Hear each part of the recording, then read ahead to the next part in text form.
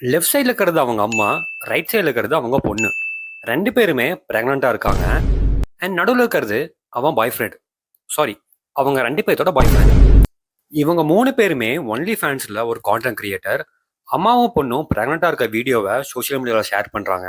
And இது பயங்கரமாக viral ஆகுது. பெரிய பெரிய நியூஸ் சேனல்ஸ்லாம் இதை பற்றி பேச ஆரம்பித்தாங்க. அவன் பாய் ஃப்ரெண்ட் ஒரு பாட்காஸ்ட்டில் சொல்கிறான், அவங்க 2 பேரும் பிரெக்னெண்ட்லாம் வந்து கிடையாது. நாங்கள் சும்மா லைக்ஸ் அண்ட் ஷேருக்காக சும்மா வந்து ஃபேக்காக வந்து கிரியேட் பண்ணியிருந்தோம் அப்படின்னு அவன் சொல்கிறான். அதுக்கப்புறம் அவங்க கேட்குறாங்க, அப்போ அவங்க 2 பேர் அம்மா பொண்ணு கிடையாதான்ட்டு. அதுக்கு அவன் பாய் ஃப்ரெண்ட் சொல்கிறான், இல்லை 2 பேருமே அம்மா பொண்ணு தான், நான் 2 பேத்துக்குமே நான் பாய் ஃப்ரெண்டாக தான் இருக்கேன்னு சொல்கிறான். பட் யாருக்குமே ஒன்றுமே புரியல. அதுக்கப்புறம் அவன் வந்து எக்ஸ்ப்ளனேஷன் கொடுக்குறான். ஆக்சுவலி நானும் என் கேர்ள் ஃப்ரெண்டும் ரொம்ப இயராகவே ரிலேஷன்ஷிப்பில் இருக்கோம். எங்கள் 2 பேத்துக்குள்ள அடிக்கடி சண்டை வந்துகிட்டே இருந்துச்சு. ஆக்சுவலி என் கேர்ள் ஃப்ரெண்டோட அம்மா ஒரு லைஃப் கோச் அட்வைசர். எங்கள் ரிலேஷன்ஷிப்புக்குள்ள சண்டை வந்துட்டே இருந்தனால ஒரு கன்சல்டேஷனுக்காக நாங்கள் அவங்கள போய் மீட் பண்ணியிருந்தோம். பட் அவங்க சொன்னது என்னன்னா, உங்க லைஃபுக்குள்ள இன்னொரு பொண்ணை கொண்டு வரும்போது உங்க 2 பேத்துக்குள்ள சண்டை கம்மியாகும்னு சொன்னாங்க. இன்னொரு பொண்ணுக்காக எங்க போறது, பேசாம நீங்களே எங்க ரிலேஷன்ஷிப்குள்ள வாங்கன்னு சொல்லி அந்த பாய் ஃப்ரெண்ட் கூப்பிடுறான். அதுக்கு அவங்களும் ஓகே சொல்லிடுறாங்க.